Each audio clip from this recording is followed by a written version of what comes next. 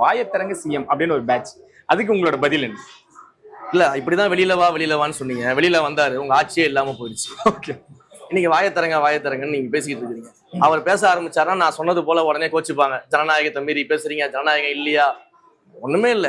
அவர் உண்மையிலேயே அவர் பழையபடி உங்களெல்லாம் எதிர்த்து பேச ஆரம்பிச்சாரு. அவர் பேசணும்னு நீங்க நினைச்சீங்க, அவர் பேசணும்னு நீங்க விருப்பப்பட்டீங்க, அவர் பேசினாரு அப்படின்னா சட்டமன்றத்துல அந்த மாதிரி எல்லாம் உண்மையிலேயே சொல்றேங்க, எதிர்கட்சியே இல்லாத சட்டமன்றத்தை நாங்க உருவாக்கிடுவோம். சூப்பர்.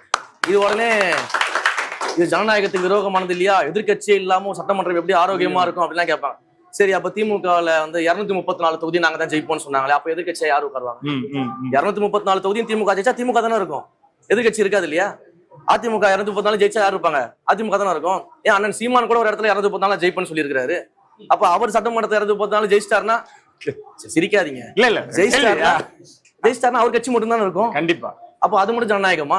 நாங்க 234 சீட்டும் நாங்க தான் ஜெயிப்போம்னு சொன்னா ஜனநாயகம், எதிர்கட்சியில சட்டமன்றத்தை உருவாக்கும் நான் மாத்தி சொன்னா ஜனநாயகம் இல்லையா?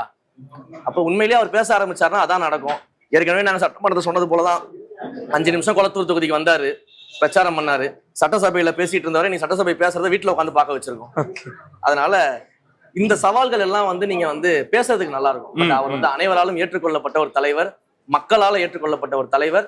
இன்னைக்கும் சொல்றேன், தெளிவா சொல்றேன், இது கர்வம் இல்ல, ஆணவம் இல்ல, மக்கள் மீது இருக்கக்கூடிய நம்பிக்கையில சொல்றேன், மக்களை பார்த்ததுனால சொல்றேன்.